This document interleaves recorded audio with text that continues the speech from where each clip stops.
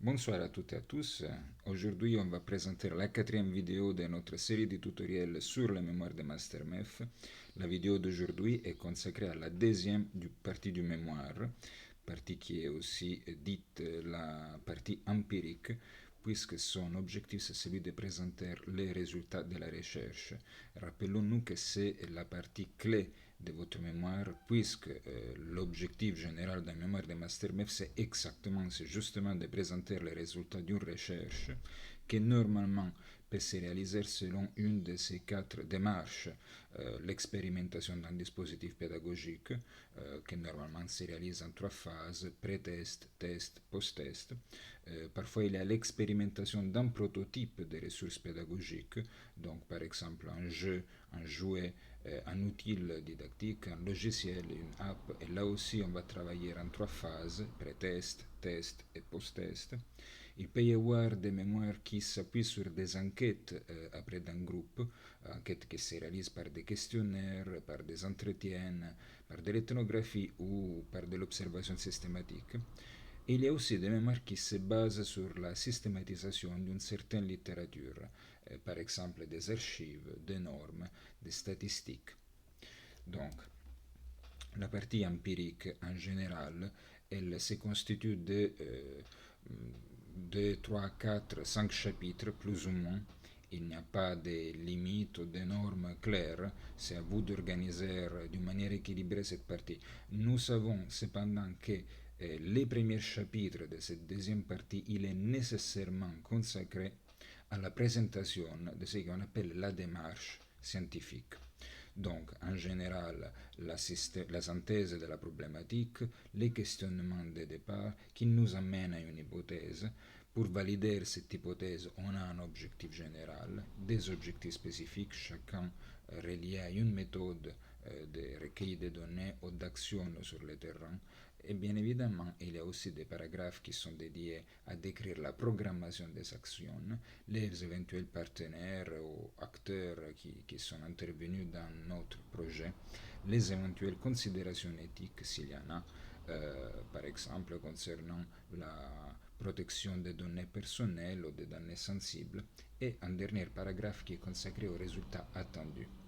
Les autres chapitres, en général, sont organisés de cette manière. Il y a un premier paragraphe qui est consacré à rappeler un peu la méthodologie de travail, donc comment ont été obtenues les données qui sont présentées dans les sections suivantes, et bien évidemment les sections suivantes qui sont organisées pour présenter les résultats. Il y a parfois un dernier chapitre dans cette deuxième partie qui est consacré à l'interprétation, la discussion, la comparaison des résultats. Ce chapitre n'est pas nécessaire, mais il est très conseillé quand votre travail vise par exemple des comparaisons internationales ou interrégionales. Normalement, donc, les premiers chapitres de la deuxième partie, je vais les rappeler, il ouvre avec une synthèse de la problématique. Il va définir un questionnement, donc des questions de départ, qui vont nous amener à une hypothèse, donc une réponse préliminaire à notre question de départ. Cette réponse préliminaire elle se base bien évidemment sur ce qu'on a appris dans le cadre de notre première partie. Bien évidemment, il est basé sur des préjugés, des stéréotypes, un point de vue très personnel. C'est juste une réponse préliminaire avant de faire notre travail de vraie recherche. Et après, bien évidemment, il y a toute une série d'objectifs. Il y a un objectif général qui sert à répondre à l'hypothèse, qui sert à valider l'hypothèse, qui se décline dans toute une série d'objectifs spécifiques. Il y en a au moins un qui parfois peut coïncider avec l'objectif général, mais en général, il y en a plusieurs. Donc, chaque objectif spécifique est associé à une méthode de travail, c'est-à-dire une méthode d'action sur le terrain, ou une méthode de recueil de données. Il y a, après, j'ai expliqué auparavant, toute une série de paragraphes qui sont dédiés à la programmation des actions.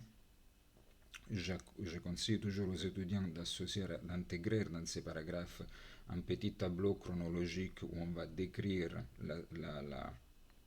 la séquence des actions, une liste des partenaires qui avaient été envisagés, partenaires qui ont effectivement été associés au projet. Et si c'est nécessaire aussi une section dédiée aux ressources, donc les budgets.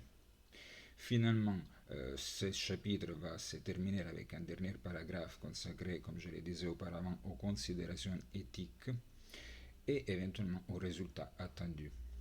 Je vais vous montrer des exemples qui j'espère vous aideront à trouver l'inspiration. Donc pour ouvrir ces premiers chapitres de la deuxième partie, on peut imaginer une phrase comme dans la première partie de ces mémoires, on a montré que il s'agit ici d'une dynamique complexe et émergente qui nous amène à nous questionner autour d'eux. Et de cette manière, on peut proposer nos questions de départ. Maintenant, l'hypothèse. Le projet de recherche qui est à l'origine de ces mémoires s'est basé sur l'hypothèse selon laquelle, et là on va présenter notre hypothèse. Maintenant, l'objectif général. L'objectif général de ce projet était de. Mon conseil est d'utiliser des verbes opérationnels, d'éviter toute généralisation. Je vais vous montrer par exemple des verbes comme démontrer, décrire, évaluer, mesurer. Donc il s'agit de verbes très précis. Pour atteindre cet objectif de caractère général, je me suis posé toute une série d'objectifs spécifiques. Et je vais les lister.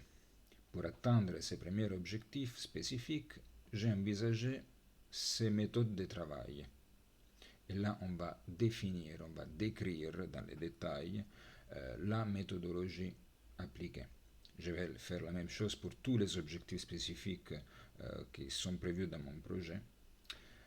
Pour ce qui concerne la programmation, je peux imaginer par exemple une phrase d'accroche comme les actions ont été réalisées en suivant cette programmation.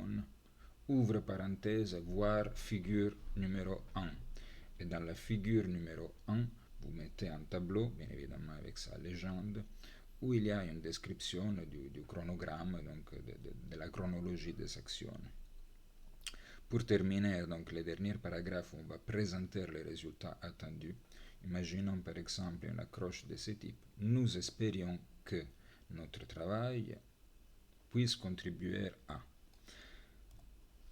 Rappelons-nous maintenant que n'importe quel travail de recherche se base sur un objectif général qui à son tour doit être rendu opérationnel en se déclinant en objectifs spécifiques. Je l'ai déjà dit, il peut y avoir des cas où le travail se réalise avec un seul objectif, dans lequel coïncide la partie générale et spécifique. Mais en général, par expérience, je peux vous assurer que dans les mémoires de MasterMF, il y a plusieurs objectifs à atteindre. Chaque objectif se réalise à travers toute une série d'actions, parfois une seule, parfois deux, parfois trois. Et je vais vous montrer par exemple un exemple. Donc, imaginons que l'objectif général de mon mémoire soit de mettre au point une app, donc un logiciel didactique. Il s'agit d'une démarche expérimentale, l'expérimentation d'un prototype de dispositif pédagogique. Donc, très probablement, elle va se baser sur trois phases. La phase des pré-tests, la phase des tests et la phase des post-tests. Donc, elle va commencer avec un constat de départ. C'est ça le premier objectif spécifique, le numéro 1. Pour pouvoir réaliser ce constat de départ, donc la photographie au point zéro, j'envisage une méthode de recueil de données, un questionnaire. Ce questionnaire il va se baser sur trois variables, CAP, donc les connaissances, les attitudes et les pratiques déclarées des répondants. Ce questionnaire va faire office de pré-test. Donc, pour l'objectif spécifique numéro 2, donc le développement de l'app, mettre au point du code source, la méthodologie va se réaliser, je dirais, d'une manière non sur le terrain, mais plutôt dans les laboratoires. Donc, c'est le travail de l'étudiant qui doit mettre au point ce code source, qu'après il devra évaluer, et c'est ça la phase de post-test. Donc, il doit les distribuer à un certain nombre d'usagers et demander leur quelle est leur opinion et aussi regarder quelle est l'utilisation qu'ils font de cette app. Donc, pour l'évaluation, j'envisage des méthodes de recueil de données. La première méthode, ce sera un questionnaire, donc un post-test dans lequel je vais poser les mêmes questions que j'ai posées dans la phase de pré-test pour mesurer des éventuelles variations, donc pour voir si effectivement grâce à mon app, les étudiants ou les usagers ont amélioré leurs connaissances, les attitudes et leurs pratiques par rapport à cette technologie. Et je vais l'associer avec une autre méthode de recueil de données, l'observation ethnographique, pour pouvoir effectivement observer et décrire quelle est l'utilisation réelle, donc non pas l'utilisation déclarée que j'ai saisie grâce au questionnaire, mais je répète, l'utilisation réelle que j'ai saisie avec mon observation, pour pouvoir effectivement évaluer mon dispositif. Donc, combien de chapitres je dois prévoir pour cette deuxième partie? Je vais vous proposer des pistes qui ne sont pas du tout obligatoires, mais c'est juste des conseils. Donc, si j'utilise une démarche expérimentale basée par exemple sur des questionnaires ou une observation systématique, je vais organiser ma deuxième partie en 4 chapitres. Donc, le premier chapitre, on l'a dit, consacré à la présentation de la démarche et les 3 autres au résultat du pré-test, du test et du post-test. Si j'utilise la démarche descriptive, une enquête par questionnaire par exemple, très probablement je vais organiser ma deuxième partie en 3 chapitres. Donc les chapitres concernant les résultats vont être deux, un pour les résultats du tri à plat et l'autre pour les résultats du tri croisé. Et si je fais une systématisation de la littérature, des normes, d'entretien, des statistiques, très probablement je vais présenter les résultats en organisant chaque chapitre autour d'un certain nombre de thèmes, des items qui ont été utilisés pour la systématisation des données. On va voir maintenant des exemples pour rendre plus clair le travail à faire. Donc, imaginons que je suis en train de travailler sur une démarche expérimentale. Mesurer l'impact du jeu des échecs dans l'amélioration des performances en calcul mental. Donc, dans le premier chapitre de la deuxième partie, je vais décrire la démarche.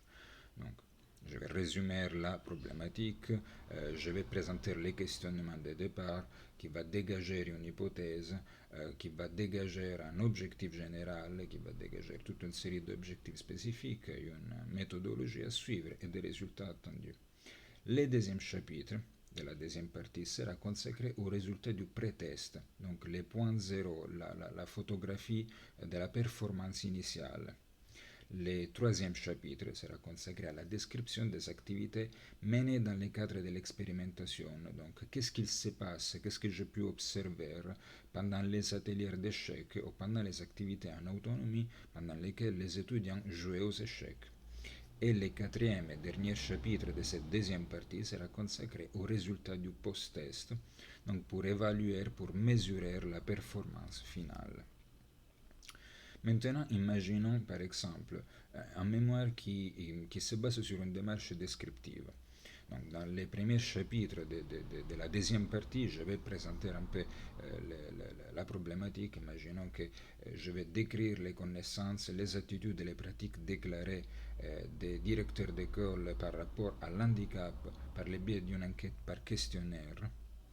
Dans le deuxième chapitre de la deuxième partie, je vais présenter par exemple les résultats du tri à plat. Donc l'image qui est en haut.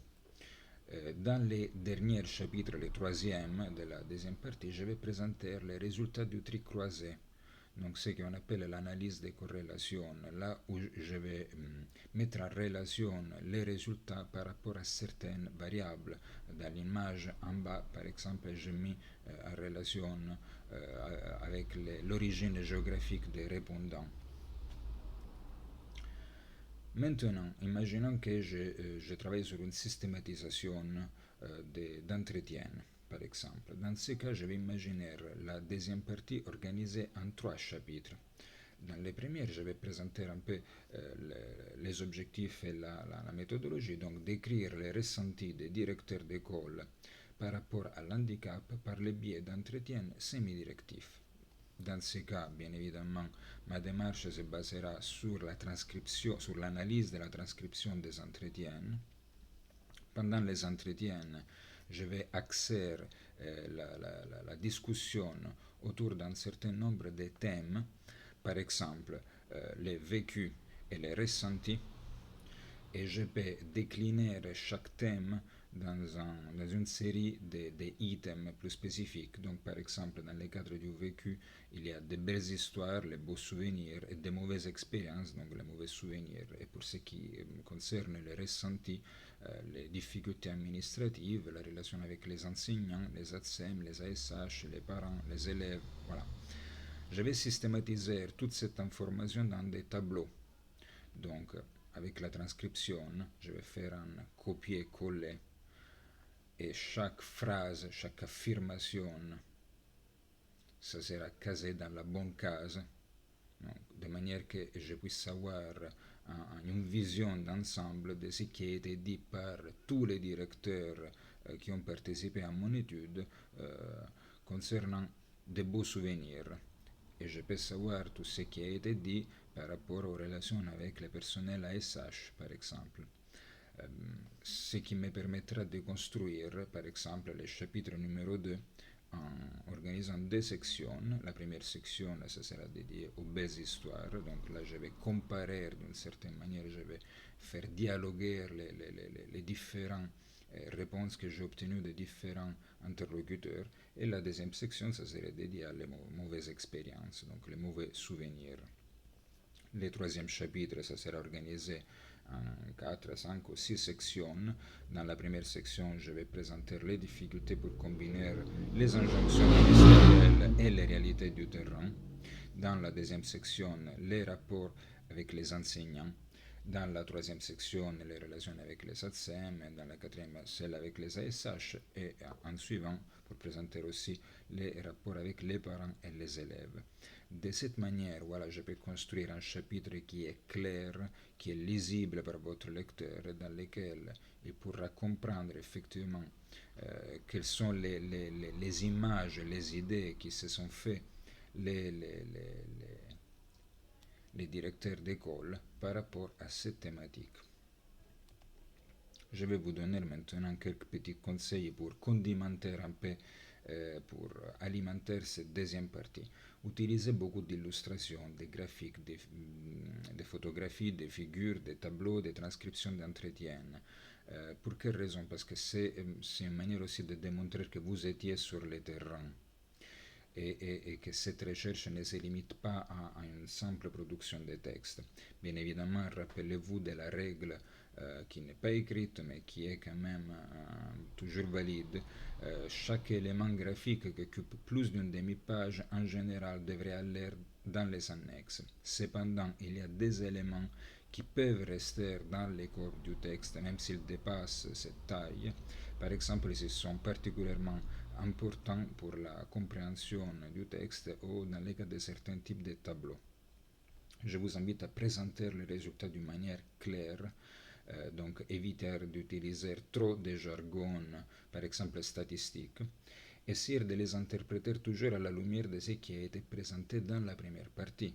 Donc, essayer de discuter les résultats en disant, par exemple, dans la première partie, on a vu que, cependant, les données obtenues nous montrent que, ou à l'envers, dans la première partie, on a vu que les données obtenues nous confirment ce qui a été dit dans la première partie. Ce qui vous permettra, voilà, de présenter vos résultats d'une manière qui est compréhensible par votre lecteur, même s'il n'est pas un spécialiste de la thématique que vous êtes en train de présenter. Je vous remercie beaucoup pour votre attention. Je vous dis au revoir à la prochaine vidéo de notre série de tutoriels sur les mémoires de MasterMath qui sera consacrée à la troisième partie du mémoire, la partie dite réflexive. Merci beaucoup et au revoir.